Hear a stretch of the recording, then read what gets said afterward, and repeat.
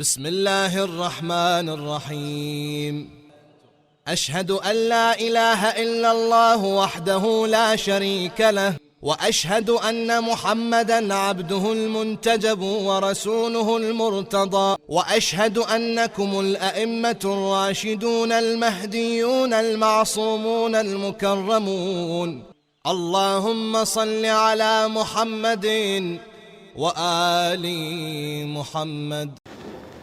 How it happens is that the demon has to wear the garb of the religious minister, right? Allah subhanahu wa ta'ala makes a reference to that in the Qur'an. Again, let's ponder over these verses. Allah speaks about the Jews and the Christians and He says, اتَّخَذُوا أَحْبَارَهُمْ وَرُهْبَانَهُمْ. They took their monks and their religious leaders أَرْبَابًا مِّن دُونِ اللَّهِ. They took them as lords instead of God. Imam al-Sadiq explains, he says, it's not that they worshipped those monks and those religious leaders. It's not arbab in the sense that they would bow down before them. Rather, when those religious leaders made the halal haram, when they made the permissible impermissible, and the impermissible was turned into permissible, when they did that, the people were happy. In other words, these monks, these religious leaders, these priests, rabbis, whatever you wish to call them, sheikhs, these people, their main job was to rubber stamp whatever the people wanted. They were people pleasers to the max. If they could validate the erroneous, false, demonic, immoral lifestyles of their audiences, then there is a perfect, harmonious, parasitic relationship between the two, between the leadership and the congregation. The leadership enjoys the power, the influence, the money. The congregation enjoys the fact that they have someone who calls himself a sheikh, who calls himself a sayyid, calls himself whatever you want to call him, who is willing to validate their lifestyles and tell them that what you're doing is perfectly fine. You don't want to wear hijab? Not a problem. Hijab, who said it was wajib to begin with? Hijab isn't wajib. We've got a new paradigm here. It's called existential jurisprudence. And with existential jurisprudence, it is the most flexible, malleable thing you can come up with. Whatever you want, come to me, I'll rubber stamp it. You're good to go. You're going to go to paradise. No questions asked. اتخذوا أحبارهم ورهبانهم أربابا من دون الله. And people loved it. As they do, don't they? Wouldn't we love to have someone in a position of authority, religious authority, who claims to represent God, who will let me do whatever my heart desires? Of course we'd love that. The problem is, if you have a conscience, and if you involve external factors like the love of Imam al-Hussein in your worldview, you can't live with that. You know there's something deeply troubling about this. There's something wrong. So, this is how it happens. Which is why, my dear brothers and sisters, it's so important that in this day and age, and in this confusing labyrinth, that we vaccinate ourselves, but more importantly, our children, against these wolves in sheep's clothing. How do we do that?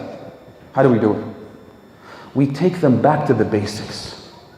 In other words, get them to recite the Qur'an. Those who tell you that the Qur'an is all we need, that the Qur'an is sufficient, right? Set aside the fact that they're following the example of the second Khalifa who said to the Prophet that Hasbuna kitabullah inna ar-rajula la yahjur. This man is delirious, or the Prophet is delirious. The Qur'an is all we need. Then this same statement was codified into law by the first Khalifa when he came to power, where he instituted a policy that went on for the next 100 years called man'u tadween al-hadith, the banning of the writing and transmission and citation of prophetic traditions. So those who tell you it's just the Qur'an, we know which camp they're in. So let's just keep that in mind. Secondly, there are so many verses in the Qur'an that make absolutely no sense. For example, Alif, Lam, Mim. I'll give you 6,000 years. Give me an explanation for that. Kaf, Ha, Ya, Ain, Sad, Ha, Mim, Ain, Sin, Qaf, Noon. Give me a satisfactory interpretation for these muqatta'at. Not just something that's based on conjecture and speculation. No. Give me something that actually makes sense with proof. I'll wait. Imam al-Hasan al-Askari, alayhi alaf al-tahiyyatu was-salam.